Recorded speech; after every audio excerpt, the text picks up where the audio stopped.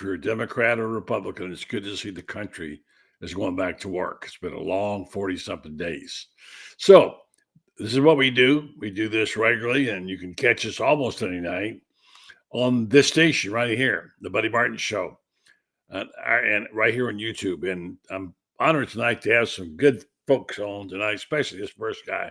He's not going way back. He's got lots to say, I'm sure, about his last weekend. Talk about bad weekends. He had one. But nonetheless, he'll always be a positive guy. Frangie joins us. Keith Neibuhr from On 3 has some unique perspectives. And I think he went to see Caitlin Clark play golf today. Yeah, golf. And then our good buddy from the Gainesville Sun, Kevin Brockway, gives us the latest from Gainesville. What a mess. But keep it on the bright side. Stay here with us on the Buddy Martin Show. We'll be with you for the next hour. We hope you'll join and make comments if you'd like to here, and we'll post the ones that we think are good and love hearing from you. So stand by when we come back and get you here. Frangie from up in Jacksonville, the voice. I was traveling down the highway the other night and coming back, and lo and behold, I had the game on. There was Frank. Always good to hear his voice. Stand by. Buddy Martin Show's next. Yes, it's time again for Buddy Martin. Call him up and tell him what you're thinking. But be kind because he's doing the best he can. Better, stronger, faster. Mama says that alligators are ornery because they got all them teeth but no toothbrush. Hey, what if the voice calls while you're gone? Take a message. Bye. You ready, champ? I'm ready for this my whole life. I'm incapable of small talk. But that's why you love me, right? Kind of intimidating to be in the presence of so many great athletes.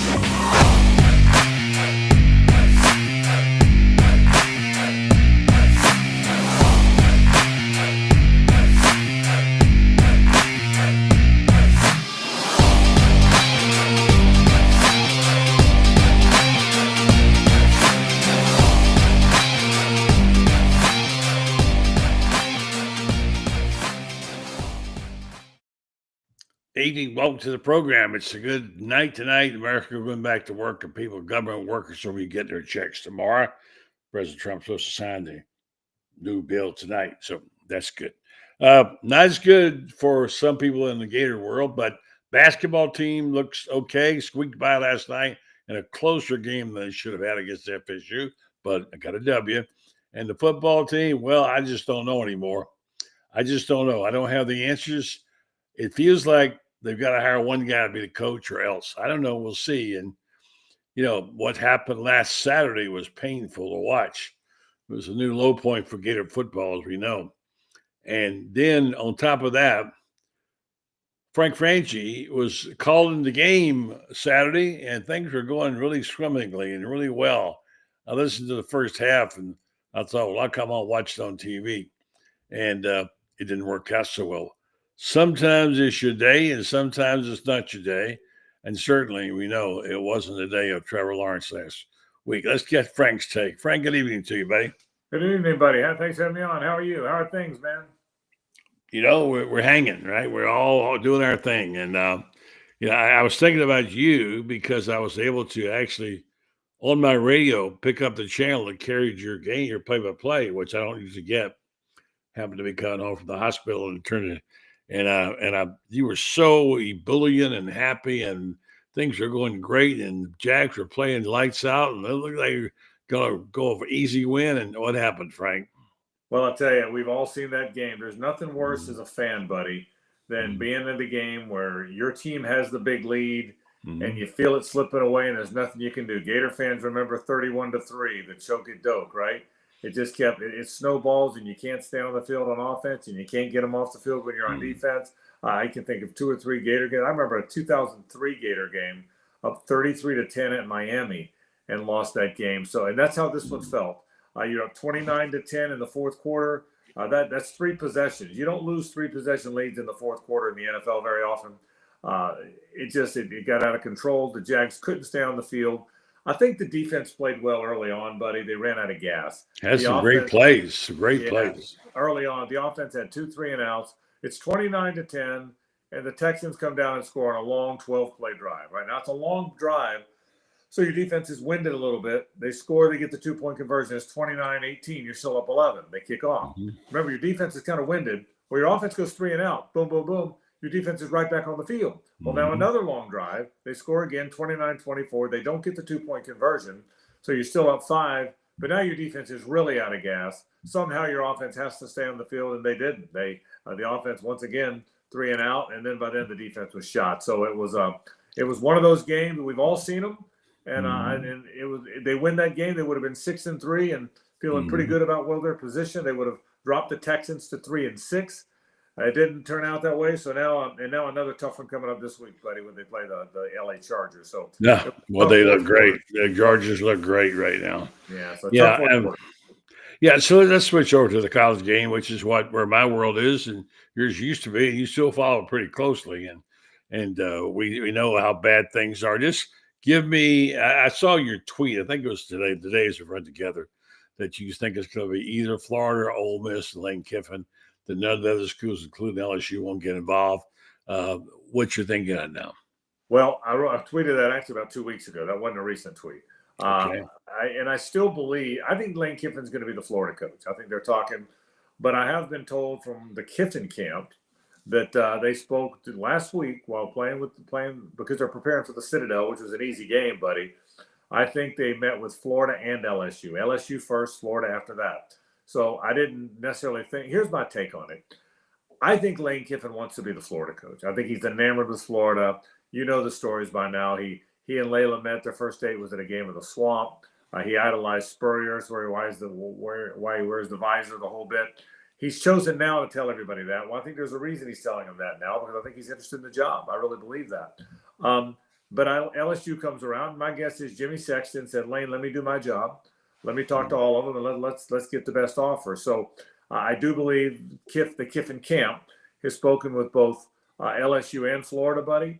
I do. I think Florida's going to offer him the job, and I think Lane Kiffin's going to be the next Florida coach. Now, that's not definitive, but it's been my gut all along, and I think you're going to see it happen. I wouldn't be surprised if it happens. If it happens, I wouldn't be surprised to see it announced between the regular season and the playoffs. That'd be my guess. Well, a lot of stories out there. I mean, these are where you see these phantom planes flying into airports everywhere, and everybody's got those. A real estate person who said, "Oh, I talked to him last week. He was in Oxford, or he was in Atlanta, or he was in Janesville." Every coach story is that way. We followed a lot of them together. We broke a story. I say we because I didn't. My team did 2 weeks ago. That Florida had put a deal on the table, or was prepared to put a deal on the table. And I obviously talked to Sexton for 13.5 over, I think, $81 million contract, and I was talking to somebody the other day about the fact that this is this offer. I mean, it's a lot of money. You've heard of the song by the Beatles, what's it called? I'm drawing a blank on it. Anyway, my point was I wrote this. We have the $81 million man here, okay? Yeah. And our $81 million man is Lane. And the fact is that's you say, why pay that? Because you have to. You're going to buy a house. You don't like paying 9% or 8%. Too bad. That's the rate. That's what you're going to pay. So I think that's going to speak in there. And I think money is not even an issue. Lane has said out and said, money is not going to make the decision for me. So what's the famous quote from Everett Dirksen? Like in Washington, it's $1 billion here and $1 billion there. And next thing you know, it's real money. So it's absurd, but that's what it is. That's the going rate. Do you think Florida's program in the future hinges primarily on whether they get Lane Kiffin or not? Well, yeah, I mean, they're going to keep playing even if they don't, and they're going to get a new football coach even if they don't. But I think it's more than football at this point, buddy. I think there's been some misses. The last handful of coaches haven't stuck. So I think Gator Nation needs more than just a good coach. I think it needs a coach that's going to excite everybody. Here's the good and the bad of the Kiffin pursuit. Every Gator fan wants Lane Kiffin. I mean, they are lined up. This is almost like, not quite Spurrier, but similar to Spurrier and Meyer, when those two guys got there, every Gator fan wanted them. And when they landed the job, every Gator fan was excited. It hasn't been like that in a while. So I think more than having I think he's a really good coach, by the way, but more than getting a good coach, it would unite Gator Nation. It would be 6 months of joy or 9 months of joy for everybody before they ever play a game.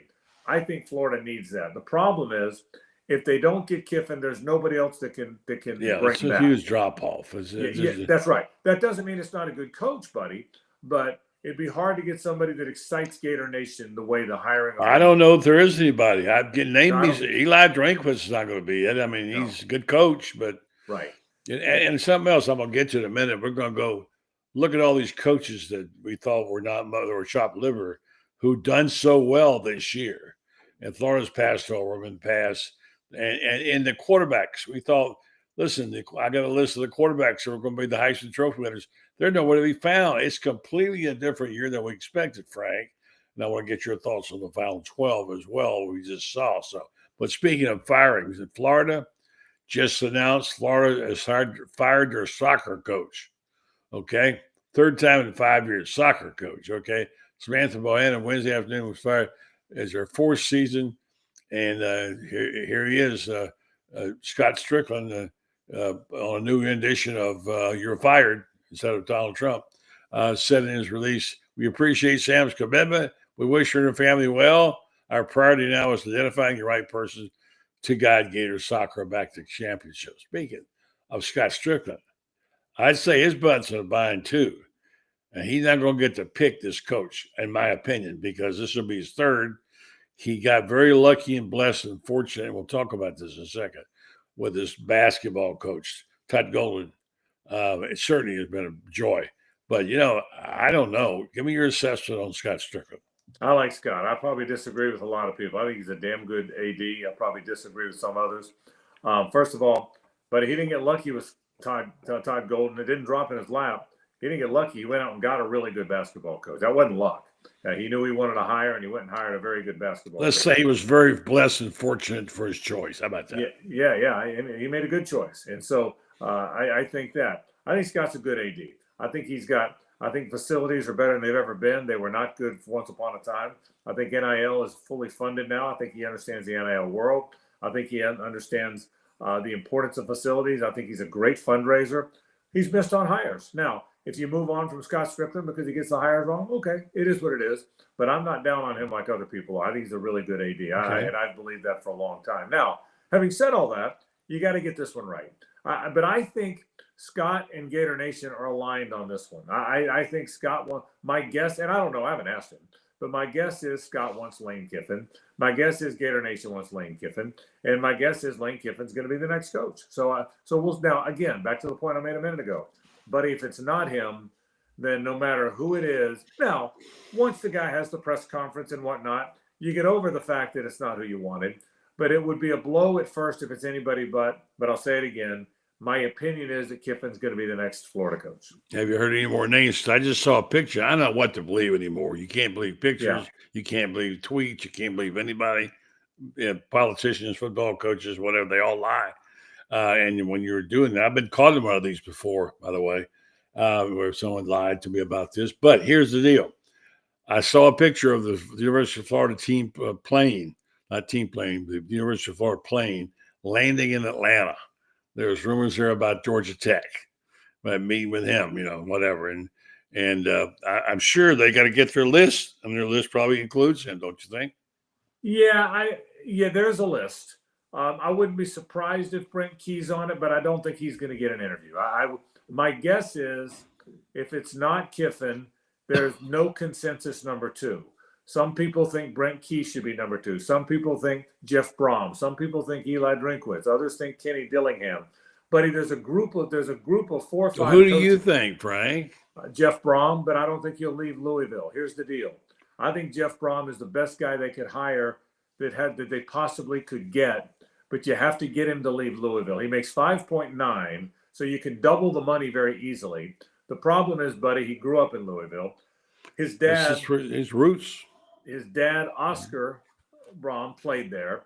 His younger brother, Brian, played there. His youngest brother, Greg, played there. Brian and Greg are both on his staff there. So he's not only a legendary player and coach there, he grew up there. And so I think of all the alma mater guys, Brent Key, Kenny Dillingham, Jeff Brom, all the guys that are at their alma mater, Clark Lee, he'd be the hardest one, but I think he's the best one. So if you ask me, if you couldn't have Lane Kiffin, I think the next two for me would be Jeff Brom at Louisville or Kenny Dillingham at Arizona State. I keep hearing Dillingham over and over again. He's got some roots here too. I think he lands, if Florida hires Kiffin, I think Dillingham lands at Auburn. He's been on the staff there before. In fact, if I was Florida State, because he was the coordinator under Mike Norvell 3 years ago there, if I was Florida State, I would fire Norvell and pursue Dillingham. That's what I would do. But my guess is, we did this on our show, buddy, not long ago. We kind of aligned jobs with coaches who I think is going to get those jobs. Yeah, give me that. I want to hear that. I had Kiffin to Florida.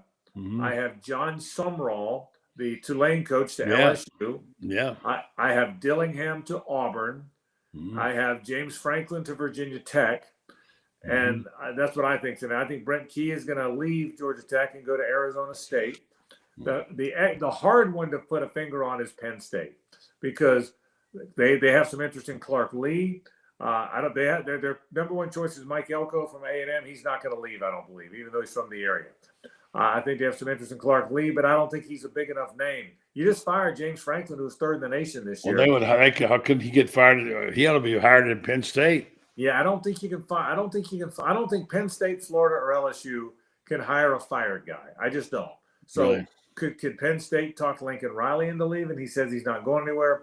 Penn State is the biggest X factor out there. That's the one that nobody seems to know. It's a wild guess. But again, I think Kiffin to Florida, Sumrall to LSU, Dillingham to Auburn, Ryan Silverfield from Memphis, I think is going to go to Arkansas. That's all I think all those. Who'd you say to LSU? John Sumrall from Tulane. Okay. And I think Alex Golish, the USF coach, winds up landing either the Ole Miss job if Kiffin leaves. In fact, I could see that. I could see Golish to Ole Miss if Kiffin leaves. And if Mark Stoops gets fired, I could see Golish to Kentucky. That one makes a lot of sense because he plays fast and Tennessee's their rival and they play fast and he used to be on that staff. So I think Golish from USF lands at Ole Miss perhaps if Kiffin leaves, or lands at Kentucky if they fire Mark Stoops. And who's in the Final 12? South Florida. How about that? Who is in the Final 12 rankings right now? That was recently. South Florida. I think Golish gets a job this year. He's really good. He plays the way people like playing. They play fast, the way Tennessee plays, the way the fast teams play today. So I think Golish won. I think the group of five guys that I definitely think get jobs. I think Golish from USF for sure. I think Sumrall from Tulane's getting LSU. And I think Ryan Silverfield from Memphis is going to get Arkansas. Okay. Good analysis. Let me hit you up with a couple of these questions before you have to go. Yeah. One of them is the 12 teams based on the recent rankings. I want you to say one or two of these and get to comment on. Obviously, Ohio State 1, Indiana 2. Then Texas A&M, who some people think is the best team in the country. I'm not sure they could beat Ohio State. Would be a hell of a game. Alabama's next, Georgia, Texas Tech. Well, that money sure came in handy out there in Lubbock. Ole Miss dropped a notch. Oregon struggling. Notre Dame, a team that I'm told, a friend of mine was there 2 weeks ago and saw play and said they came out of the tunnel and said looked like the best looking group of young men I've ever seen in my life. They look fantastic as athletes.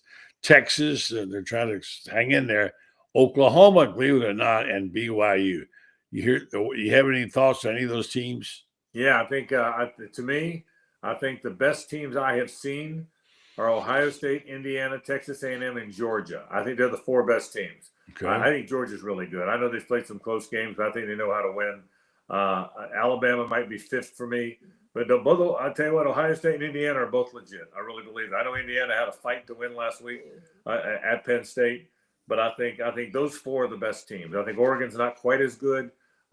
Texas Tech, I've seen them a little bit, but I think the national champions coming from Ohio State, Indiana, Texas A&M, or Georgia, with an outside possibility of Alabama. I think those are the best teams. All right, give me a Heisman Trophy winner, and here's the latest rankings from. I picked one random. Saturday Down South.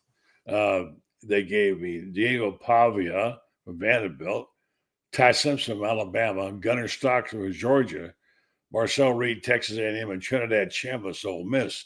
Not what we had on our list when we started the season, Frank. Those guys were not any yet. All of a sudden, where are those guys that were all on that list? They're gone. So any thoughts about any of those quarterbacks and who's your Heisman winner right now? Ty Simpson, to me, is having the best year of anybody in college football. I think number one, he's a great story. He waited forever to play. He was patient, but that's not why you win it. You win if you're the most outstanding player. I'm surprised that Fernando Mendoza from Indiana didn't make your list. Yeah, he's 6th or 7th. I agree with you. I think he's had a really good year. No. But I can't imagine that anybody's having a better year than Ty Simpson. For me right now, I think he's the cream of the crop. I think he's had a fantastic. I wouldn't disagree with that. The guy I love is Diego Pavia, and I just want him on this list so bad because of what his story's about. And he represents all that's good about college sports. And let me just say a word about Gunnar Stockton. Nobody thought he was any good. Totally agree. He's a baller, man. He's a baller, and he throws the ball pretty well. He can run the ball. He's a better quarterback than what he's getting credit for. I agree with that. I totally agree with that. I think Gunnar's really good. I totally agree with you on that. Yeah, so there's a few thoughts there. But all right, so I want to talk a little basketball before I let you go. I also want to pump this a little bit because if I can get it up here, because this book is out tomorrow. And I'm pretty proud of what we got if we get it on. This is a book by Franz Beard, The Golden Season, which is about this. He followed the team all the way through, and he's got something on everybody, and every play, and every game was there. And we have 50 pictures in it from our photographer. And we're putting this book on for sale tomorrow. And it's not going to be traditionally in the stores. We're going to have all for the clubs a special deal where they can buy the book for really half price and resell it and make money if they like. And then we'll have signings. We're going to do several signings on this book locally in Gainesville and Ocala and what have you. We'll keep. But if you're interested, there's an email address here. It's called The Golden Season Book at gmail.com. The Golden Season Book at gmail.com. Check it out. And that's how you can get the book. And mostly you have to pick them up and you can't get them mailed to you, but you pay the extra money you can. All right. Final thoughts about what do we do for the rest of the season?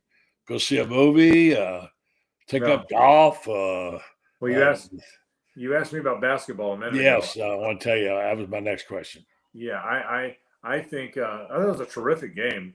First of all, FSU is better than anyone thought they'd be. I give FSU credit. That's a better FSU team than I thought they were going to have. They play fast. Luke Laux is going to be pretty good. They shoot fast. They play fast. Rob McCray, who scored their last 16 points. I know Rob. He played here at JU before he transferred into. Oh, did he? Okay. Yeah, good player. So I think FSU. Don't panic too much, Gator fan, because I think FSU is going to be pretty good. I think by the end of the year, that's going to be a quad 1 win for them because I think FSU is good. But the take on Florida is probably what everybody else's is, buddy. The front court is unreal. They're so big. They're so long. They're so athletic. They're so deep that everybody's going to have trouble with that Florida front court. They're just that good. But they got to shoot the ball better in the backcourt. Look, it's early now. It's only been 3 games, so be careful not to panic after 3 games. But, boy, they didn't shoot the ball well in any of those games. They play here Sunday night, by the way. The Jaguars play the Chargers at 1 o'clock during the day. And then right next door in the arena at 8:30 that night, Florida and Miami play in a neutral site game. So I'm looking forward to seeing that one. But I think Florida's really good. I think they're going very deep again. They've got a very deep team. But they got to shoot it better. And again, it's only been 3 games.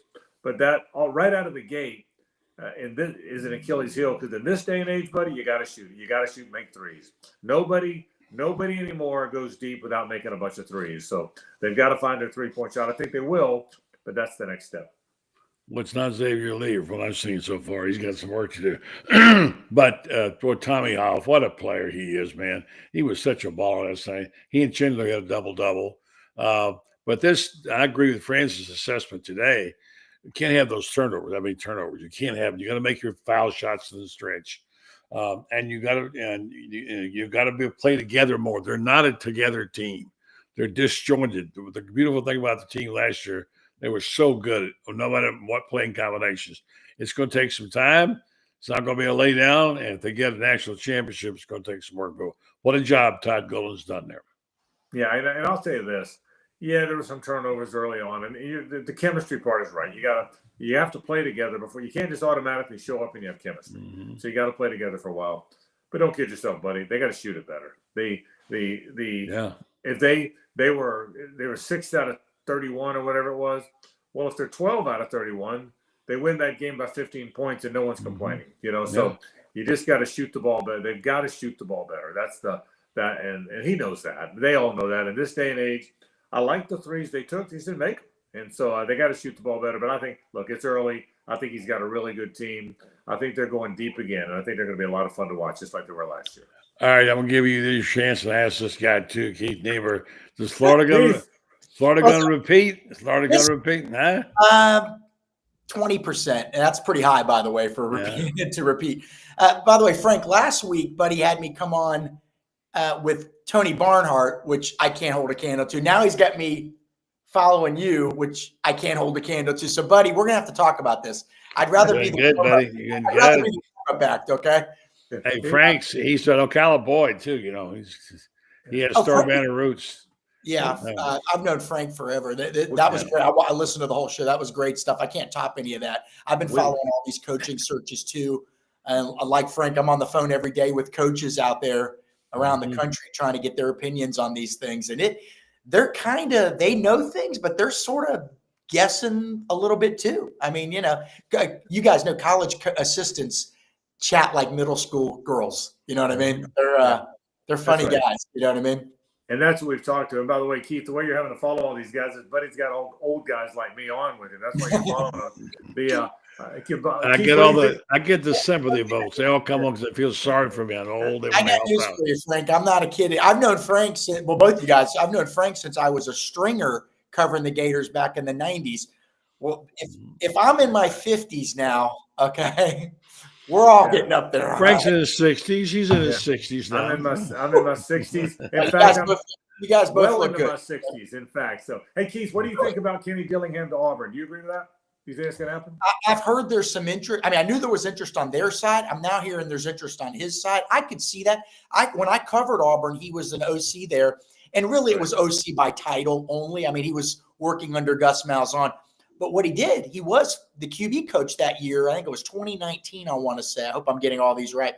I think Bo Nix's true freshman season. And if you remember, Bo Nix is a true freshman in his very first game, beat Oregon or Washington. I want to say Oregon in one of those games in Atlanta. And in his last regular season game that year, again, as a true freshman, Auburn beat Bama, and Bo played his – I can't even talk – Bo played his tail off in that game. And Kenny Dillingham was the guy with him. In fact, he did not recruit him. I want to say it might have been Chip Lindsey who recruited Bo Nix to Auburn, and Chip left, and Kenny came in. And so it was a unique situation. He'd come from Memphis, and he clicked with people at Auburn. Other coaches, by the way, that worked with Kenny still talk to him often. They like him a lot. He's just, Frank, and I know I'm going on and on. Again, it's one of those weird years. All these guys that are alums of their schools that they're coaching at, right? He's not only did he go to Arizona State, he's from there, and a lot of his staff are Scottsdale, Tempe, Phoenix guys. You know what I mean? Like they are.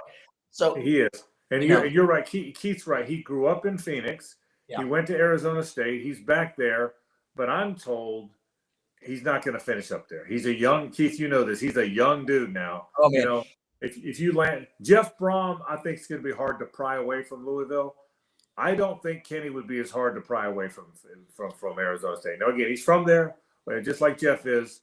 But he's a guy. Those, by the way, Keith, those are the two guys I think. If you couldn't have Kiffin, if it was me, and you couldn't have Kiffin, Brom and Dillingham would be 2 and 3 for me. Ahead of Drinkwitz, ahead of Brent Key, ahead of Clark Lee.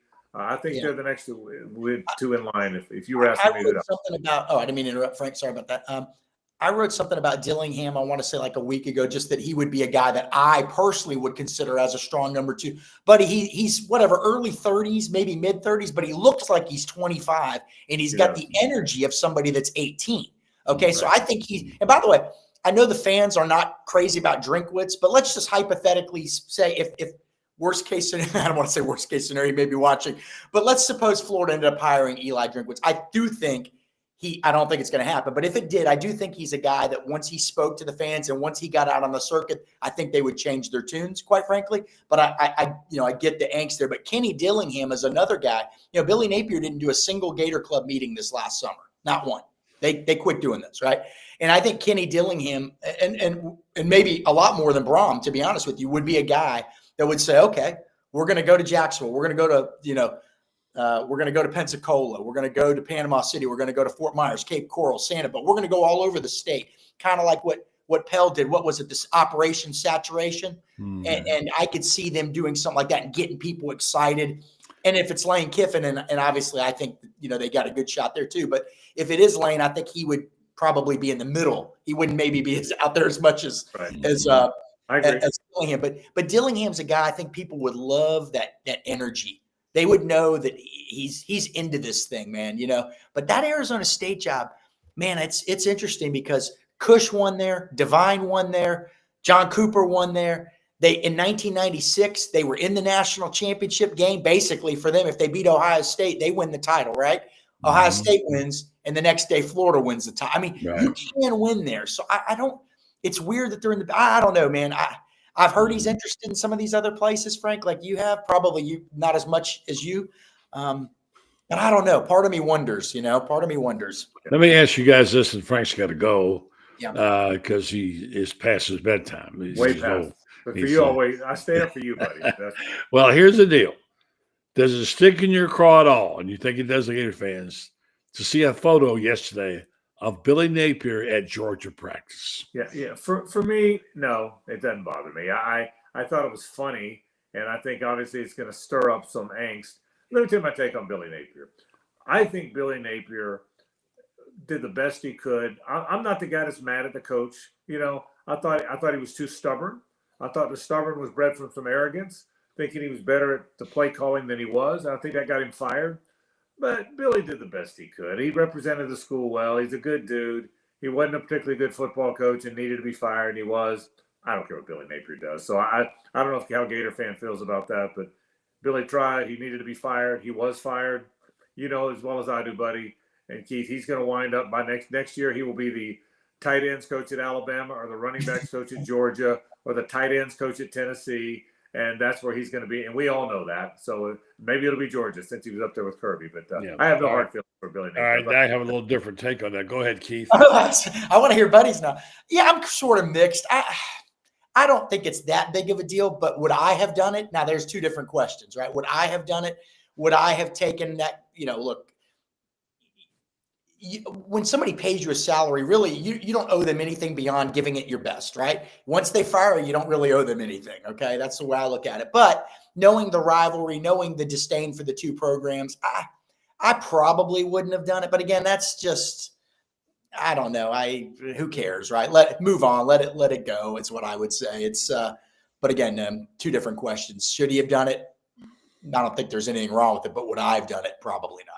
Well, there's a guy who defended Billy Napier and was in his corner. Never knew him, never met him, never interviewed him, by the way, individually. First Florida coach I've never not interviewed, but that's just the way it turned out. I'm not that important. That's okay. The word you're looking for is tacky. That's the word you're looking for. And here's why it's different, why it matters now. He can slide in there and bring 5 Florida players to Georgia, his guys. And the time when people might start bailing out, what if there are 6 Gators who go to Georgia because Napier is there as a consultant? It matters now. It's not the same. So I don't like it at all. I think Gator fans are really pissed about it. And I think it showed a side of Billy. He's not that sweet, nice guy you thought he was, right? That's just my take on it. Anyway, so. All right, Frank, I appreciate it, man. All right. And I appreciate you being on and hope the Jags will have a little better next week than what they had this past week. Frank had a horrible weekend. He saw 2 collapses, the Gators and the Jags, and it was a tough one. Thanks, Frank. Okay, Frank, boys. Keith, good seeing you. You guys yes, take care. Man. Take care, buddy. Thanks. All right, buddy, so hang in there, Keith. We're going to go get we also got Kevin Brockway standing by on the wings. You got to quit doing that to me, buddy. You're putting all the A-listers on. I know, man. You're an A-lister. I love Frank. You Frank, bring a lot to the show. That's why I wanted you back on, man. Frank was always one of those guys, even when I was a student at the University of Florida, there was a few guys. Him, Gene Fournette was a super nice guy. John Romano. There was just a handful of guys that were, they took you under their wings. They were just always nice to you. They treated you just like you were one of the guys, right? You were, and I'll never forget that. So I've appreciated. Yeah, you don't ever forget those guys who were nice to you, and so, so anyway, I keep getting asked questions like this. Buddy, are you sending any of your media boys to the question Lane Kiffin after the game? He's not going to talk about the Florida job. Now, yes, I'll have a guy or two there, but I don't think they'll get it. To me, the far more interesting interesting story is his family in the town of Oxford. I mean, have you seen Knox Kiffin lately? Have you seen, he had another great game Thursday night. He's playing for Oxford. There's reasons why. Yet, by the same token, he said he'd never want to play for his dad. So I don't know what's going on there. So like you got a lot of Lane in him to me. But I've said all along I thought Lane was a happy dude. And why would you want to leave if you're happy? I don't know. We'll ask our next guest in just a minute, too, as well. Keith, stand by for a second while I tell friends about our fine sponsors, Meldon Law, with locations to serve you now all the way down to Fort Lauderdale. Their company is primarily located in Central Florida, Northern Florida, Ocala, Gainesville, Lake City, Williston, and they can take care of your needs. They're also the only official law firm associated with the University of Florida. We all know about Jeffrey. I'll have Jeffrey on the show on Monday night. On Friday night next, after the game against, is it Carrick? Is that right? The name of the team they're playing in basketball at the Odo. They're going to give away 10,000 replica championship rings to the first 10,000 people who come there. Replica ring, championship ring. How cool is that? Why? Jeffrey Mellon's paying for him. That's the kind of thing he does. Meldon, he's Gator through and through. He's a lawyer. He's a good one. Highly recommend it if you need somebody. Meldon Law, they want back down. Let's bring this guy aboard. You know who he is. And he's, I like having guys on who are reporters and who are always breaking stories. And these guys, just like you are, Keith, always breaking stories. Kevin's Brockway, believe me. Yeah. How are you, buddy? You guys are being too kind, trust me. Well, we're kind people. We're good guys. It's our Ocala connections is what it was. So anyway, so Keith, finish up. Keith was giving me his list of people. He likes Dillingham a lot in the latest information. We'll get to that story in a second. But you have a story you want to talk about, but how invested is University of Florida in football? And you wrote that story today in the Gainesville Sun. Kevin, why don't you talk about it? Yeah, no, I think it was more, is Florida still an attractive job in today's college landscape when you look at the college football playoff and you can win in a lot of different places, including what Lane is doing at Ole Miss. And, I know last year he knocked on the door, and this year, barring an epic collapse, I mean, he'll probably get in with Ole Miss. So I think that's, kind of, part of the crux of it. And also, how attractive is this job? Can this job, maybe 5 or 10 years ago, it was a different college landscape, and now it's changed. So I think it kind of encompassed all that. Talked to a lot of different sources, including Tony Barnhart, who's one of the guests of your shows.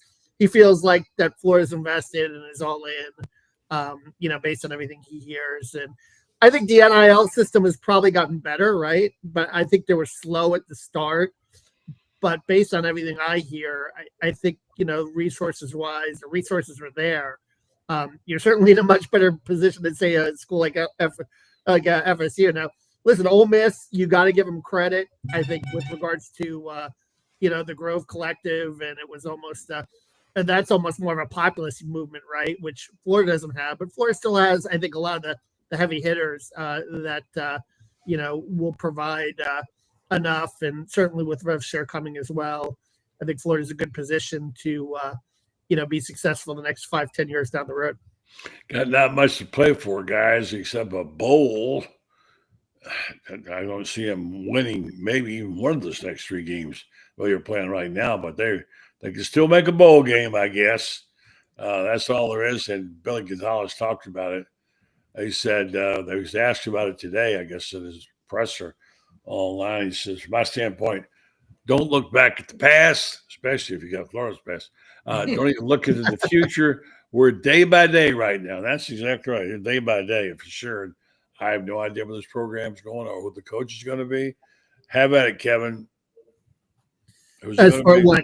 As far as coach, and where's this team going to go? There's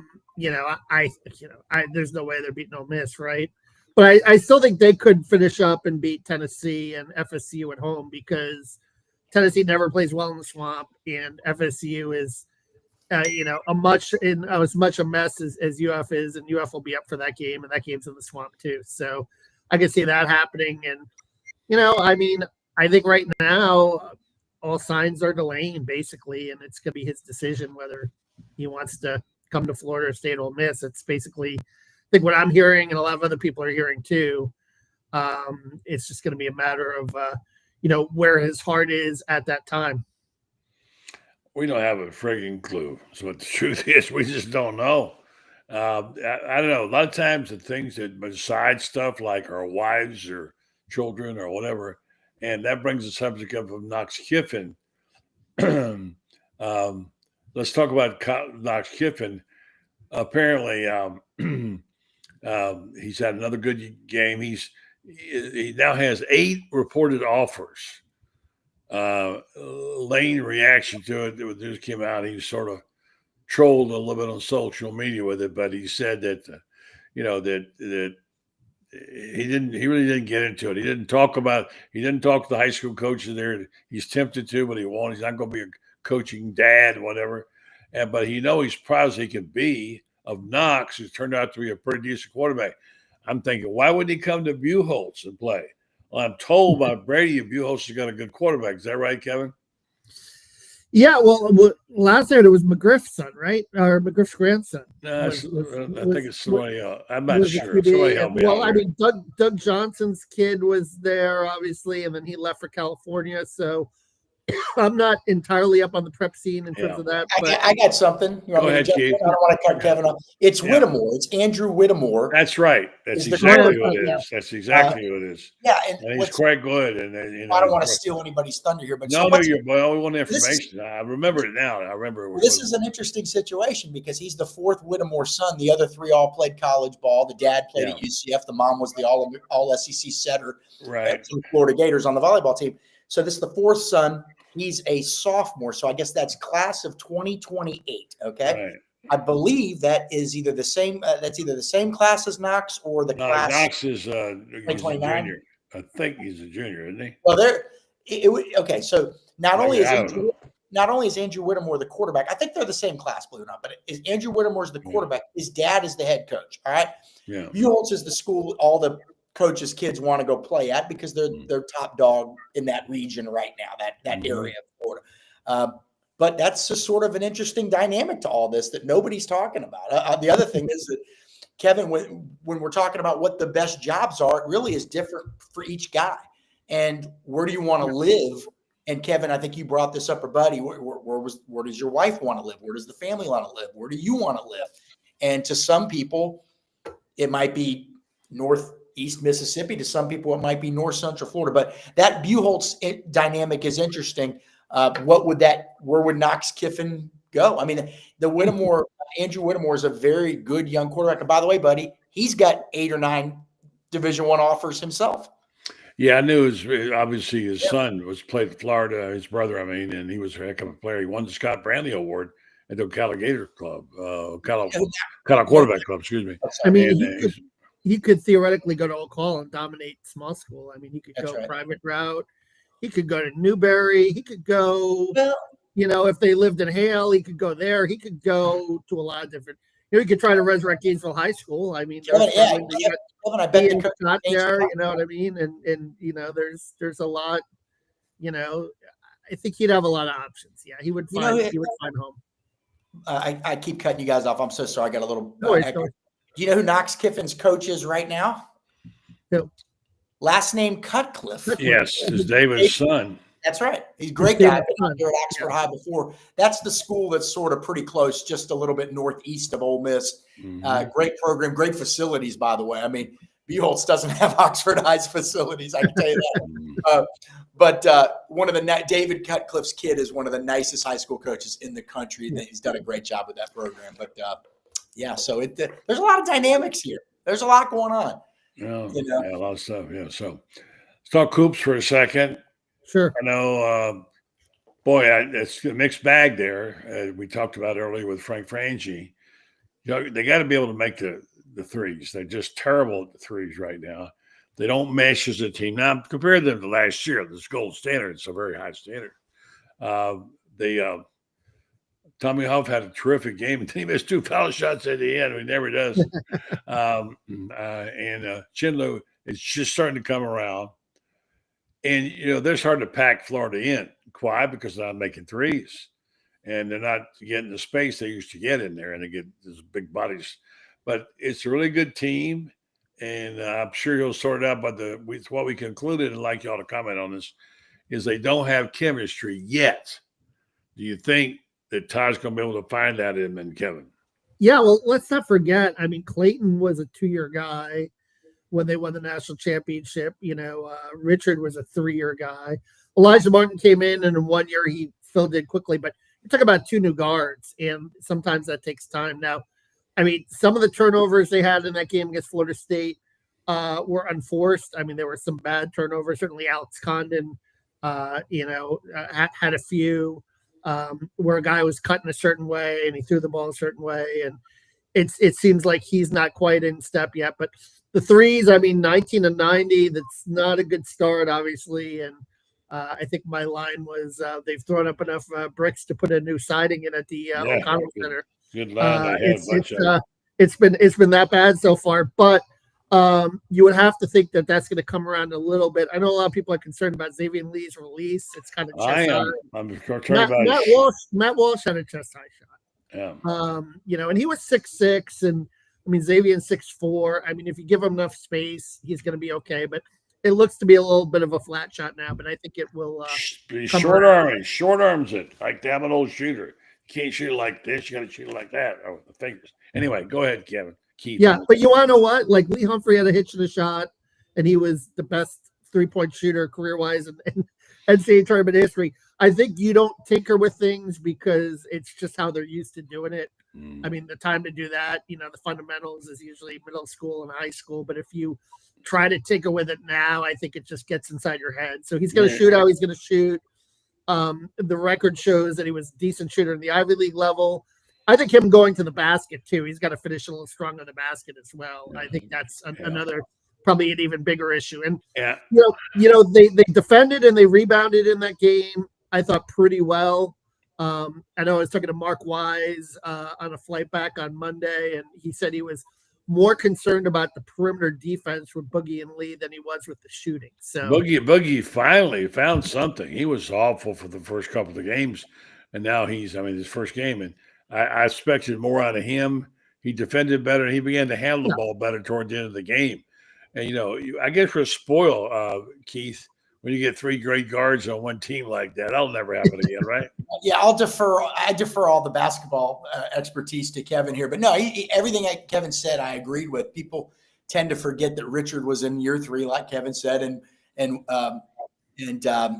Walter Clayton was in year. Obviously, he switched positions, but I would say the one encouraging thing, now Kevin's watched them much more closely than I have. I had a couple things going on for one of the games, didn't get to watch closely, but it feels like they're getting some pretty good looks. They just got to make them. I mean, sometimes some of those 3-pointers the last couple of years were guys in their face. I feel like they're almost getting better looks this time. These guys just aren't making them, but I mean, it's 3 games in. It's, we'll see. But what do you think, Kevin? Yeah, and you bring up that good point, but a guy like Clayton was one of the best I've seen in terms of making contested threes. I mean, that guy could have a hand in his face and still make it. I mean, he was just amazing. And there's some guys that are like that, but other guys, you need time, you need open. I mean, Klavshar hit a big 3 down the stretch. Finally. Boy, he hadn't been shooting with the crap either. But he's a guy, buddy, that he's got ability. And I think he's a wonderful shooter, the beginning of the Arizona game, he had a couple of threes, and, he's a European guy, but I think his problem again is the physicality. He tends to get bounced around a little bit out there on the court, but he's gonna, and you wonder, like, maybe Victor Lopez could put a little more work in with him and so forth. But he's gonna be important because like the other guy they were counting on was AJ Brown, the kid from Ohio, but apparently he's got the back shoulder and the surgery, and he was supposed to be a shooter too. I mean, Alex Lloyd has a nice looking shot that I saw in the North Florida game. But I don't know if they think he's quite ready defensively yet. CJ Ingram, is struggling shooting. It's not necessarily, it's going to have to be a different team. And you can win games with rebounding. You can win games with defense. You can grind out. I mean, Billy Donovan's 2014 Final Four team was not an offensive juggernaut, but what they did was they really grinded down. They were a defensive team. They won a lot of games 60-50, and they got to the Final Four that way. I mean, this is just not going to be as dynamic and explosive an offensive team, but if you can focus on the defensive rebounding, you can still go a long way. I see. I go back go ahead, to this. I think they are getting decent looks, though. Kevin, would you agree with that? Yeah. Oh yeah, no, and they're gonna, because of the fact that so much attention is going to be placed on Hauk, so much attention is going to be placed on Condon, Chinyelu, Handlogden is playing better. Like all those guys inside, you have to account for them. But the thing about Hauk playing on the wing too, and don't forget Hauk is a decent 3-point shooter. I mean, he was 35-36% last year, and when he was playing the 4, he gave you that stretch element to stretch the defense out a little bit. Now he's playing more the 3, but they play him the 4 sometimes. He's a weapon out there too. And I think sooner or later, they're going to fall for some of these guys. They just have to, Billy Donovan used to say, you got to take them to make them. And sometimes you have to suffer through some misses to eventually get the reward. This team All right, is final segment. We got. I want to say this, then you can say what you're going to say after this. Each of you get a couple of minutes to go out with. You had an unusual experience today. I know. Well, Keith, I want to hear about who you saw and what's the best thing you saw or heard today, Kevin. And we'll get there. Go ahead and finish up your thought, Keith. No, I was going to say that this team is kind of what everybody thought, and Kevin, this might be before your time. The 88-89 team was going to be with Shinchis, Dwayne Davis, Livingston, Chapman, and then whoever the guards were. I mean, might have been Let. Was Let still there? Yeah. I don't remember whether he was back or but you have all these big guys, and if they can pass like they can, like Condon can, it's going to open up a lot of things. So I'm curious to see how it works out. I think we're going to get a better gauge for this team in about 3-4 weeks, to be honest with you. But Kevin's been doing this a lot. What kind of a swing does Caitlin Clark have? So, I went and watched the Kevin. I went and watched the Annika, the LPGA tournament had its pro-am today in Clearwater. And I went out to watch Nelly Korda, number 1 best player in the world, Charlie Hull, some of these other players. But Caitlin Clark was out there. She doesn't have a great swing. I will say that she keeps her left arm pretty straight, though. Okay. But she has – I mean, I had heard – obviously she's written about all the time. Yeah. She's all over the place, right? But until you see it in person, she truly – I mean, I'm sounding like somebody that's just discovering that there's no Christmas. I mean, it's like she had 500 fans out there today for a pro-am in Indiana Fever jerseys. Iowa. It's unbelievable. Until you see it in person, it's kind of like, oh, people talk about it. Okay, sure. But then you see it in person, and it is just incredible the impact she has on everything she touches, When I was in Indiana, Keith, I covered the, Big Ten tournament in 1990 in Iowa when she was there. And you just saw it then, the flash. It was like a female Pete Maravich. And she's got such a flair to her game that attracts fans. I mean, she's just so entertaining to watch, and it's obviously carried over to the WNBA level and what she did, in leading Iowa on the Final Four runs. Yeah, she's special. But she's not like super engaged with she's in her she got tunnel vision even in a pro-am, buddy. Yeah, she's not high-fiving people. She's not running around talking to people. She's sort of in her own little, and she looks a little shy, to be honest with you. But it's just amazing to see that the kids, everybody gravitated to see her. It's something I'll tell you. Mm-hmm. Yeah. All right. So Saturday's game. Yep. What will we learn, if anything? Final thoughts from each of you. We'll learn how entertaining an offense that Lane Kiffin has, right? I just don't see, the defense, my God, in that Kentucky game was as bad as it's been all season. And I just wonder, if they're going to let go of the rope if it gets off to a bad start again. So I'm not expecting much. Yeah, I think I'm more than I know what Ole Miss is. I've watched enough of them. I watch a lot of their games. I want to know what Florida is. I'm sorry. I've been to all the games too. Mm-hmm. Who is this group? This group that we heard had the best chemistry, had this incredible chemistry, all these great players. Who are they? What are they? Mm-hmm. Because last week's stinker was so bad. Again, 1950 was the last time they lost to Kentucky. That bad. Bear Bryant was the coach. I mean, there's been some devastating losses at Kentucky. 76, I want to say, buddy, was probably the most devastating. Yeah. But this was embarrassing. So who are these kids? It was humiliating. It was humiliating. It was a low point. No question. No question. Patch, the logo that Billy Gonzalez said they're playing for. And, Billy Gonzalez said in Monday's press conference, he said, well, after the game, I wanted to watch the video on his iPad or whatever to see if the effort was there or not. Yeah. And then he said, well, it was there. But if it made him think, I got to go watch it to see if it's there, then he was questioning it.